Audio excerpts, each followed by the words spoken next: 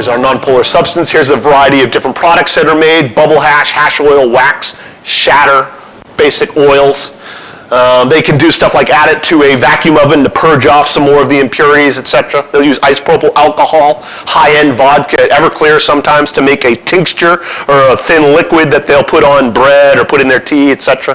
Further purify the product.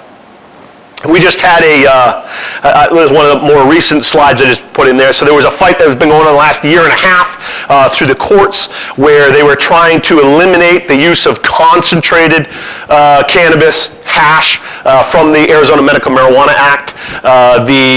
The prosecutors had argued, hey, listen, the voters, when they were sold this Medical Marijuana Act, believed that people were going to smoke marijuana and they were going to use it for medicine. But now we have people that are using these concentrated marijuana, they're creating these products, such as e-cigarette carts that our kids are abusing, such as THCA, that we don't believe is marijuana, medical marijuana. And so they had arrested a gentleman named Jones for being in possession of cannabis, and his defense was that, well, you know what, I'm part of the Medical Marijuana Act, I'm a patient, I'm allowed to have cannabis.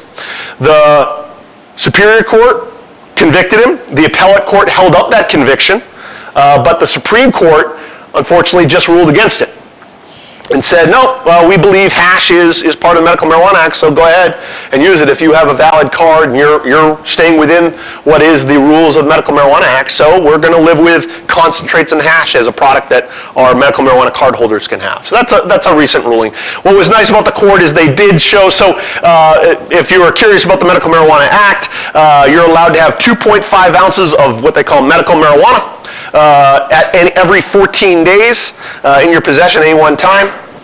And so the court said, okay, we understand people can have hash, but they can't have 2.5 ounces of hash, which is a ridiculous amount. Again, hash, you only use about 1/20th of a sugar packet to be able to get stoned. So if you have 2.5 ounces, that's enough for you and the entire school, quite honestly. So they said, no, you're not going to be able to 2.5 ounces. They didn't actually put a number down there, but they said it should be significantly less. So that'll be the next thing we'll end up fighting in court. How do they use it? Well, here's how most of them use it. They'll smoke it basically using the small dab. The amount that's basically the head of a pin, so the little round part that's on a pin, has about as much as you need to get stoned. Gentleman puts it in there, gets this very hot, it vaporizes, he ingests it. If they purify it, they'll put it in an e-cigarette cart and they'll smoke that. That's the most popular thing right now. But, of course, we want to get a younger and younger audience, right? Initially, they're not going to want to smoke an e-cigarette cart, they believe. Well, we can get them with what? We can get them with injecting a variety of candy-looking items. So one of these here are legitimate gummy bears. These have cannabis inside. Now, if you have a mom or a dad or an older sibling that's eating these products, getting stoned, perhaps leaves them out on the table, and you got a 5 or a 6-year-old that comes along, 7, 12-year-old comes along, they're absolutely going to eat this. Heck, I'd probably eat it, right? Not knowing what it was, and you would get potentially cannabis poisoning. And the way that cannabis, when you have cannabis as an edible, the way that it gets into the system, it gets into your bloodstream first by getting absorbed into your liver, slowly getting in your bloodstream and then getting up in the brain to cause that dopamine release. When you smoke marijuana, that is almost instantaneous. But when you eat a product, when you ingest any type of medicine through ingesting it, it can take 20 minutes or longer, up to 2 hours, for that to actually get in your system and cause that. So what happens often is, let's say in the case of a pot-tart, by the way, right? Pot-tart. In the case of a pot-tart, it would say, hey, listen, there's 100 milligrams of marijuana, 1/10 of a gram of marijuana. You only should have half this pot-tart, as much as most you'll need. What will happen is the person will have that half pot-tart. Then they'll sit there for 15 minutes waiting for the dopamine release. Nope, nothing yet. And they'll be like, I must not have gotten a good pot-tart, and they'll eat the other half. And still nothing. Maybe it goes for 2 hours, they eat another one.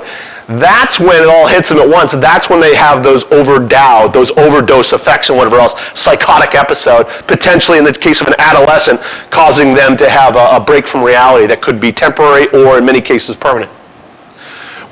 So how do we get it into an e-cigarette cart? All right, so we take that initial oil that was there, right here. We use our non-polar substance. We create an oil which they call crude oil when it looks like this, and then they will further purify it. They'll use a variety of equipment.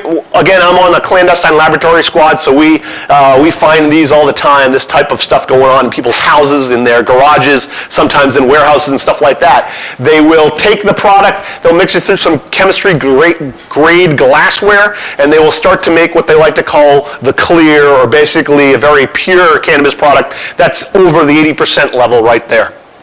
When they do it, then it becomes very, very popular. So here's some stats from dispensaries that is over a year old. I'll tell you, these have gone up significantly. And I talk with dispensary owners pretty regularly. I actually have contact and communication with a variety of dispensary owners, dispensary agents, stuff like that, trying to get a hold of what's going on with the, at least the, we'll call it the legal side of the Medical Marijuana Act and stuff like that. Concentrates, hash, or whatever else made up, and this is a year ago, 40 to 50% of the product they were selling out of the dispensaries, which I'll submit to you is most likely why the Supreme Court ruled in favor of cannabis. They weren't going to take away. So we have in the area of 135 dispensaries now, over another 250 grow sites and stuff that are legalized, authorized on the AMMA in the state of Arizona. So we had 135 businesses that were selling 50% of their product was concentrate.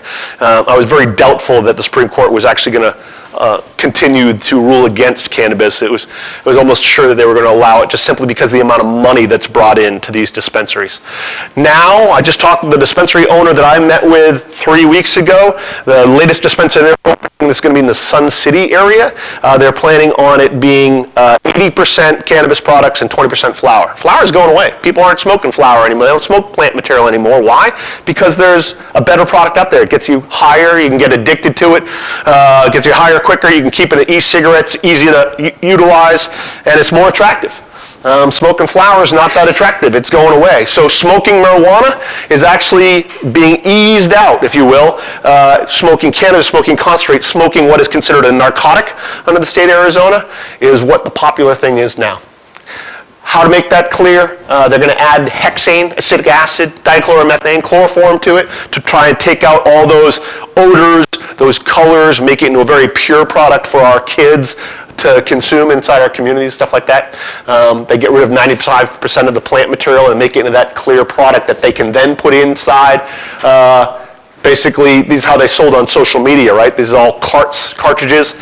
Typically, one cart will last someone 4 or 5 sessions of smoking marijuana, up to 10 if they're a regular or a new user. But when someone becomes a regular user, quickly down to 5, and then someone can blow through an e-cigarette cart themselves in half a day once they become a high-level user, and an addict, I would submit to you.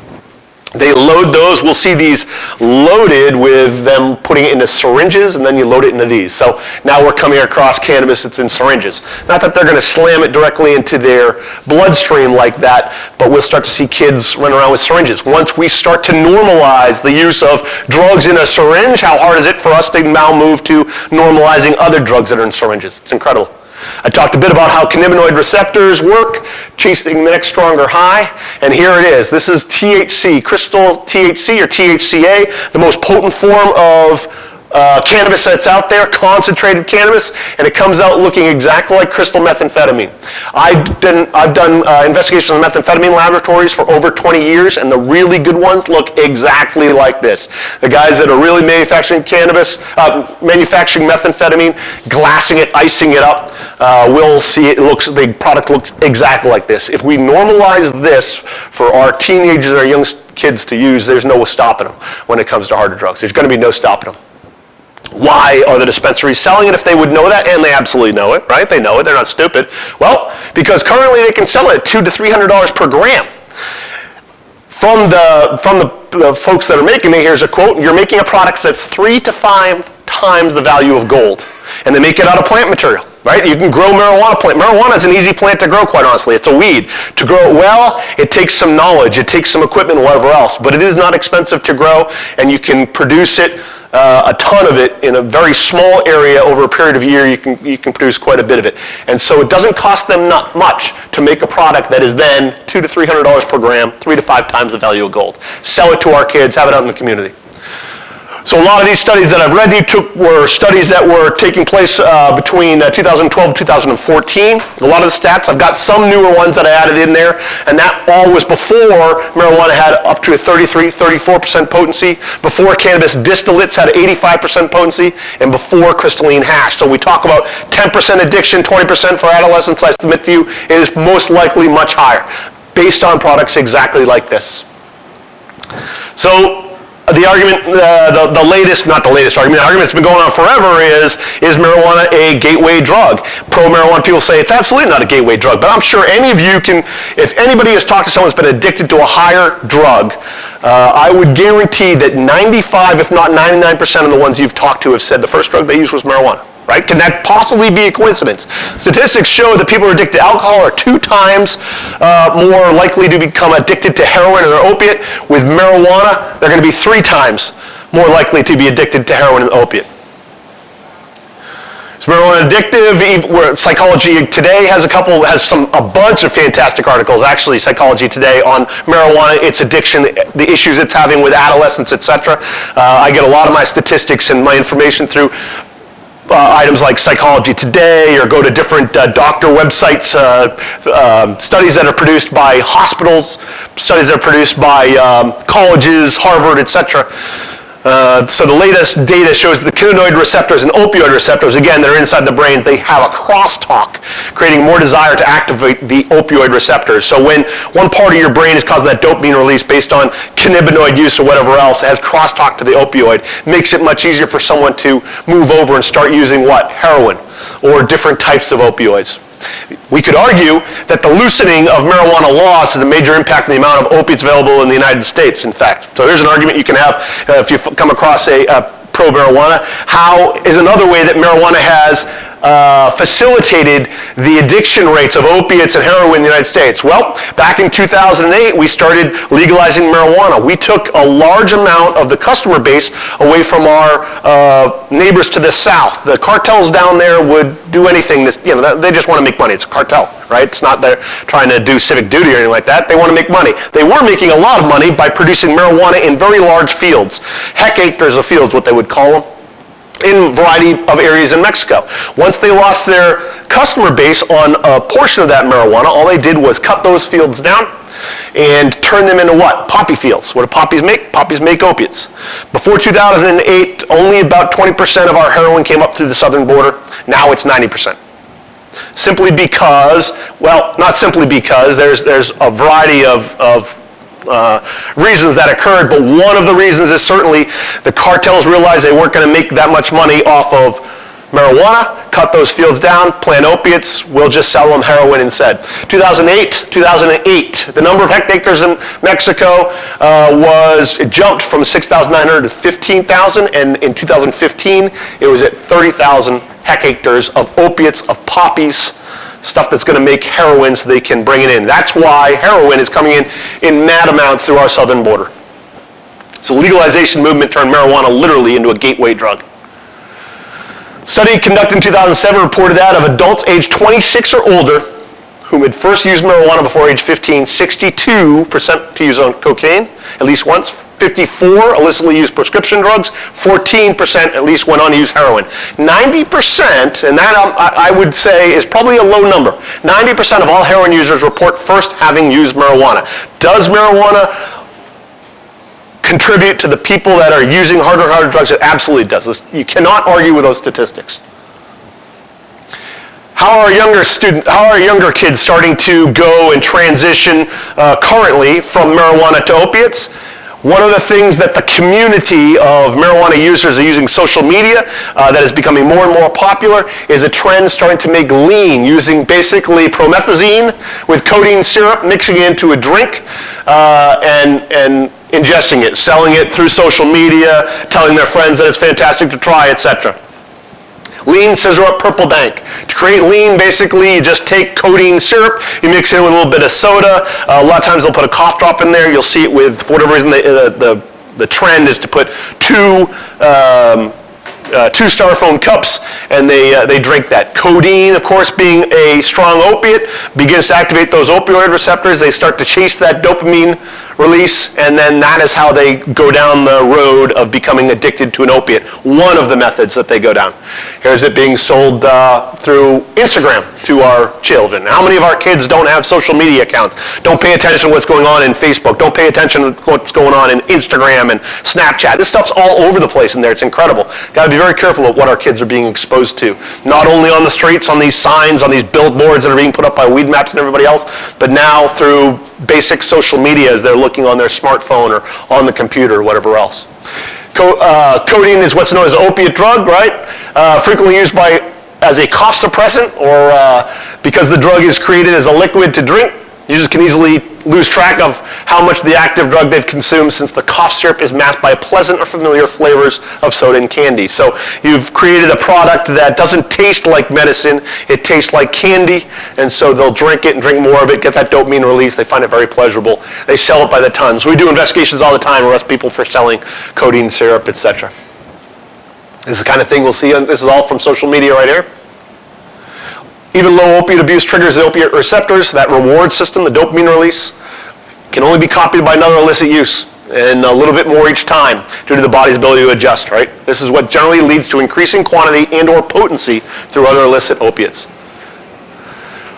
What opiates are out there for, what ones are being addicted? Mostly, here's the ones that are prescribed as painkillers. A lot of times people will get issued, obviously, medication that will have opiates in there. That can lead to some abuse, but I think there's a lot of misinformation in the news when it comes to people that are becoming addicted because they were prescribed opiates to come over some type of illness or an injury. There are certainly a percentage of people that will take hydrocodone, codeine, and develop an addiction. I've seen it happen to cops. I've seen it happen to firemen. Moms and daughters and all sorts of different things. However, the vast majority of people that are using prescription drugs and abusing them are getting illicit. They're buying them from people that have stolen them or have got them in robberies or burglaries, etc. They're sold openly on the streets now, that you can buy online, or you can meet with your local dealer. Instead of buying crack rocks, you can buy opiates, etc. People start to use these variety of drugs, and they start to get that opioid receptor that's not responding exactly the same, so they go to a higher level of opiate, a stronger level of opiate, and that's generally what will start to get people to start to switch to fentanyl if they are knowingly using fentanyl. Unfortunately, we're also having the issue where fentanyl is very cheap to make. It can be pressed into pills, and it's sold on an illicit level to people that are unknowing. So we get a lot of people that get addicted and overdose to fentanyl, thinking they were getting a hydrocodone pill, and actually it was laced with fentanyl. Why is fentanyl so dangerous? Here's an overdose quantity of heroin for an adult male. Here's an overdose quantity of fentanyl for an adult male. That's how much stronger fentanyl is than heroin. So all you need, again, 12 grains can cause an overdose. And they utilize this again for fentanyl investigations. I've been to the multiple overdose. I can recall one very specifically, summer of last year, where I went to Peoria, and there was a bunch of people using fentanyl. These 3 gentlemen decided they wanted to snort fentanyl pills. I don't know why, but they crushed up the fentanyl pills to use the straws to snort them, and all 3 of them were dead right there, around a table, sitting on the ground. One of them had the straw in his hand, was laying down. The other one still had the straw in his nose. One guy just fallen over backwards. So it wasn't like one guy collapsed and the other guys tried to make it to the door. No, they all snorted fentanyl and passed out, died right there, overdose. All 3 guys dead. 50 to 100 times more potent than heroin, oxycodone, and morphine. And this is what we seize them all the time. We do buy busts and stuff like that. We'll get boats of fentanyl essentially sold at about $4 to $8 a pill when you buy them in bulk, and then sold on the street for about $20 a pill. Here's our list of opiates from weakest to strongest. Trembled all the way down to carfentanil. Fentanyl is the most popular one. They actually have a version of fentanyl that's even more potent than that. It takes only about 2 grains to kill you. It's used as an elephant tranquilizer. It takes about $5,000 to make a kilo of fentanyl, whereas heroin, it takes about $20,000. So that's why they're using fentanyl now as an illicit drug. All right, so that's going to be questions. But before I get into questions, I'll let you know that I do have a variety of links and sources which are utilized for all this chats and everything else. I'm more than happy. Anybody that would like a copy of this presentation, there's a copy that's here with PAL. You can get it from them. If you'd like to contact me, I'm more than happy to give you all of this kind of stuff. Anything I can do to help spread this information is something that we're committed to.